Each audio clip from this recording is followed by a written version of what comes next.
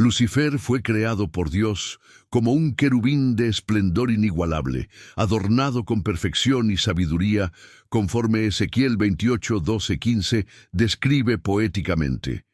Era un ser hecho para reflejar la gloria del Creador, pero el orgullo, silencioso y traicionero, brotó en su corazón, llevándolo a desear no solo servir, sino usurpar el trono de Dios.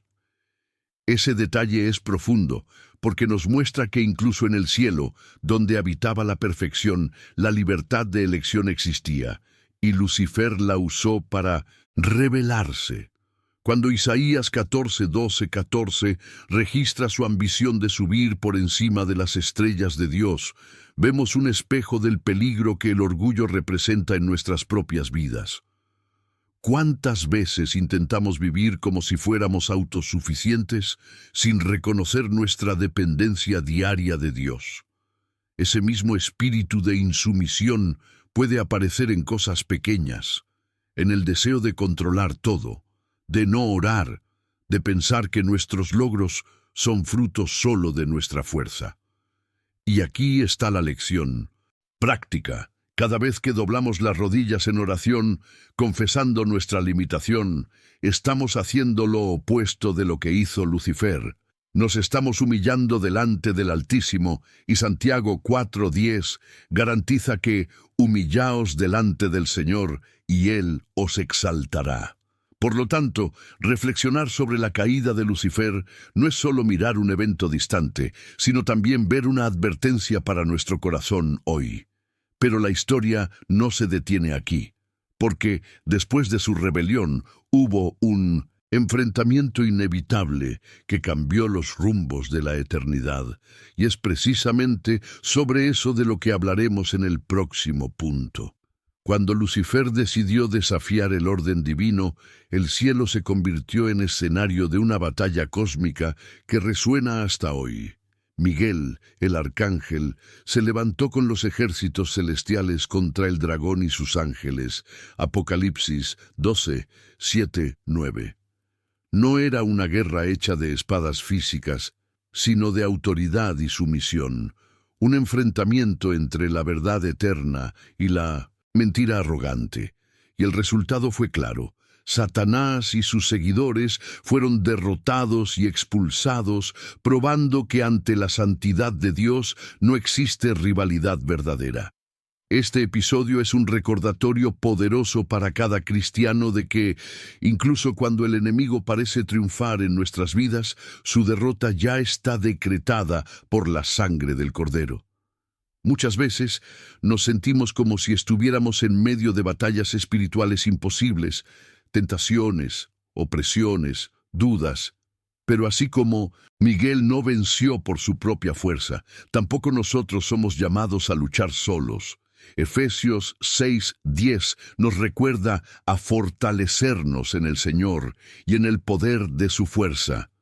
Cuando oramos, cuando ayunamos, cuando declaramos la palabra sobre nuestras situaciones, estamos alineados con el mismo poder que expulsó a Satanás del cielo.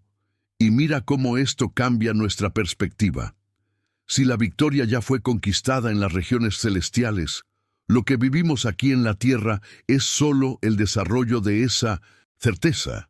Sin embargo, la historia espiritual no termina en la caída de Satanás, porque aún necesitamos entender cómo actúan esos seres caídos, y es precisamente sobre esa distinción que el próximo punto nos conducirá.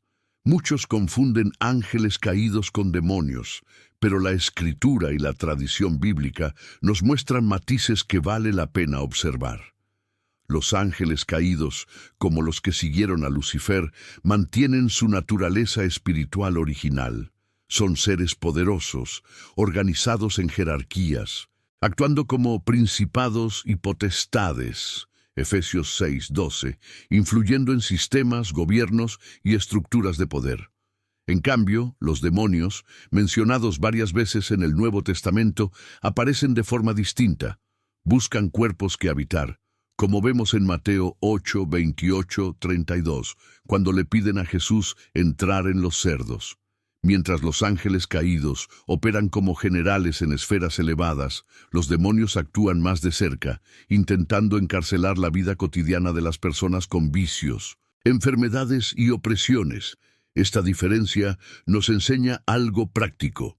Nuestra lucha espiritual es multifacética, no se limita a enfrentar tentaciones personales, sino que también implica resistir influencias mayores que moldean culturas, valores e incluso leyes injustas.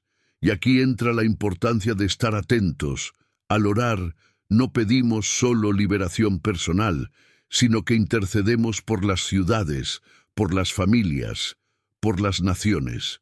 Es como si estuviéramos en una guerra en varios frentes y necesitamos discernir la estrategia correcta para cada situación. Recordar esta distinción nos fortalece, porque muestra que nada es aleatorio. Cada ataque del enemigo tiene un plan, pero también cada oración del justo tiene un propósito. Y es exactamente en este escenario de confrontación espiritual que Jesús entra en escena, mostrando de forma práctica cómo se vence al tentador, y eso nos lleva al próximo punto. Justo después de ser bautizado y oír la voz del Padre declarando su amor. Mateo 3:17. Jesús fue conducido por el Espíritu al desierto para enfrentar al enemigo cara a cara. Mateo 4:1-11. Es impresionante pensar que el Hijo de Dios, en plena comunión con el Padre, necesitó atravesar 40 días de hambre, sed y soledad antes de enfrentar la tentación. Y el enemigo astuto aparece justamente en ese momento de aparente debilidad para ofrecer pan, poder y gloria. Cosas que a los ojos humanos parecen irresistibles. Pero lo que Jesús nos muestra es que la verdadera victoria no proviene de la satisfacción inmediata de las necesidades o deseos, sino de la obediencia a la palabra. Cada respuesta de Cristo se basó en la Escritura. Está escrito, y así neutralizó las trampas de Satanás. Este episodio nos enseña algo fundamental. No vencemos batallas espirituales con argumentos humanos o solo fuerza de voluntad, sino con la espada del Espíritu, que es la palabra de Dios. Efesios 6:17. Cuando estamos exhaustos, tentados a desistir o a ceder a lo más fácil, es exactamente ahí cuando necesitamos recordar el ejemplo de Jesús.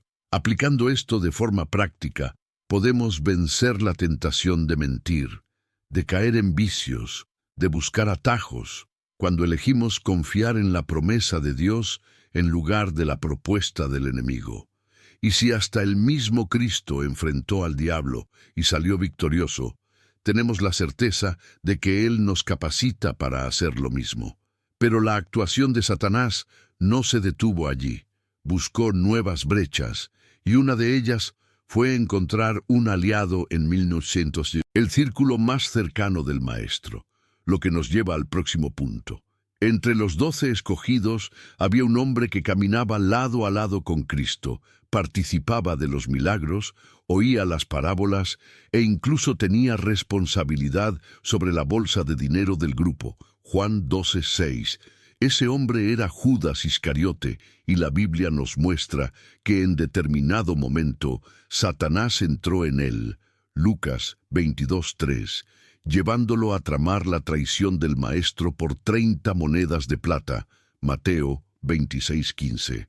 Es un detalle doloroso, pero lleno de revelación. Satanás no solo actúa a través de ataques externos, sino que también puede encontrar espacio cuando los corazones abren brechas con avaricia, orgullo o resentimiento. Judas no cayó de una hora a otra.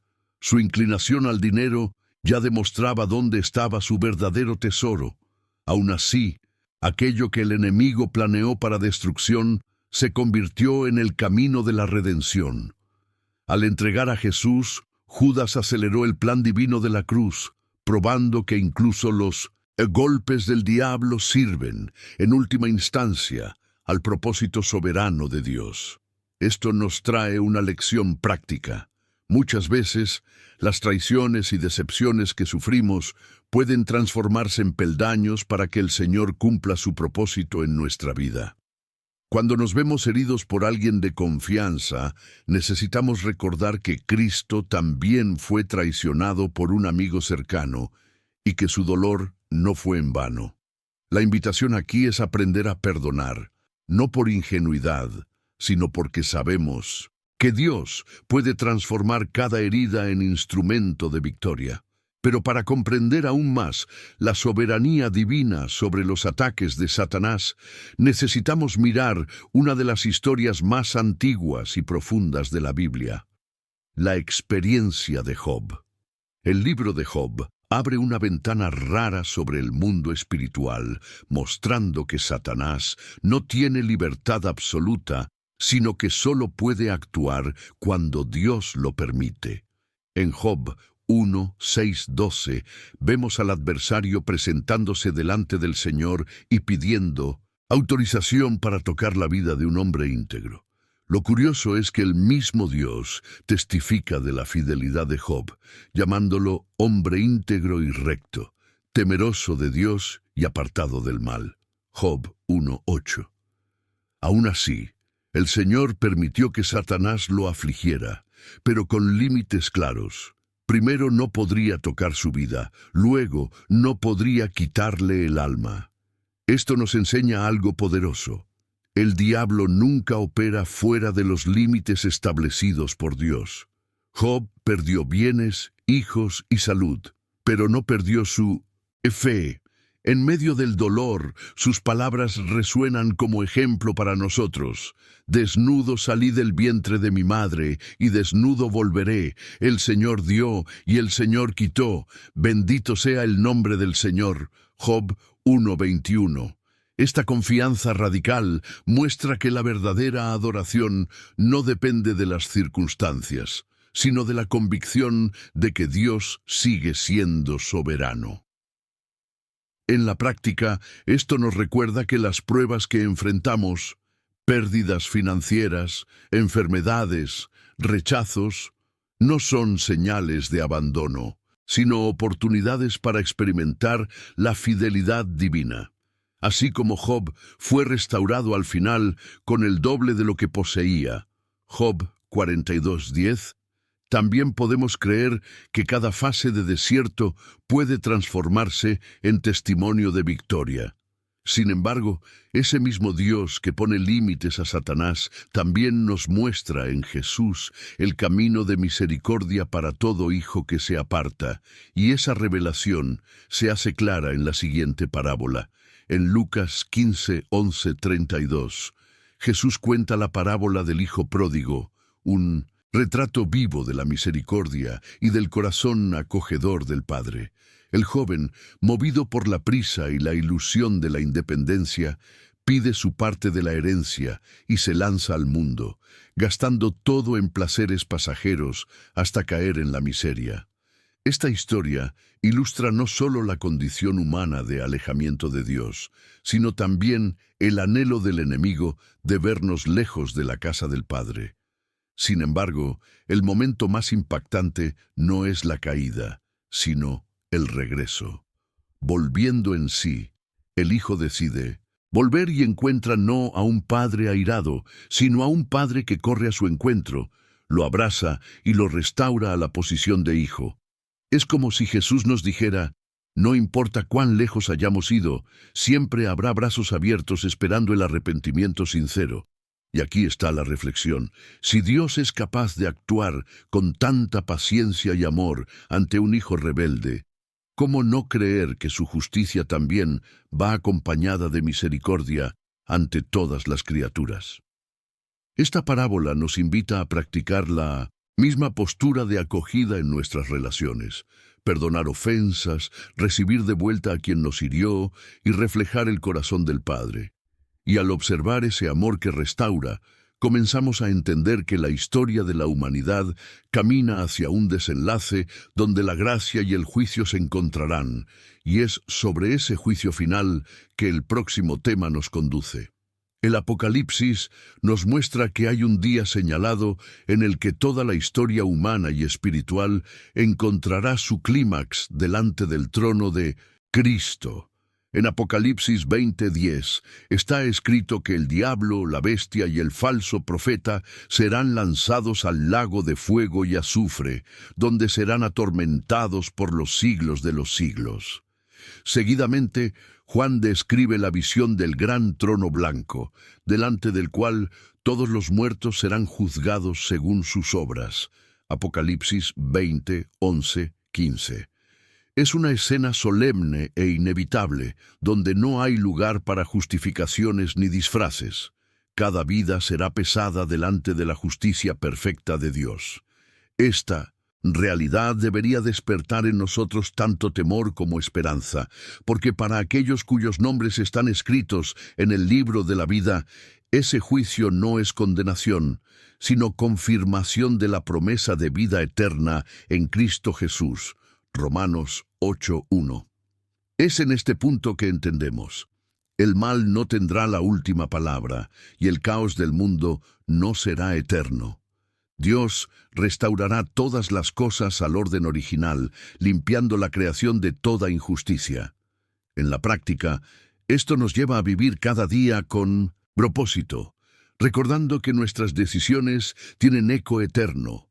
Orar, amar al prójimo, perdonar, anunciar el Evangelio. Nada de eso es en vano, porque estamos invirtiendo en un reino que no tendrá fin. Y así, de Génesis a Apocalipsis, la Escritura nos muestra que el plan de Dios es soberano, desde el surgimiento de Lucifer hasta su caída definitiva, revelando que al final Cristo reina absoluto.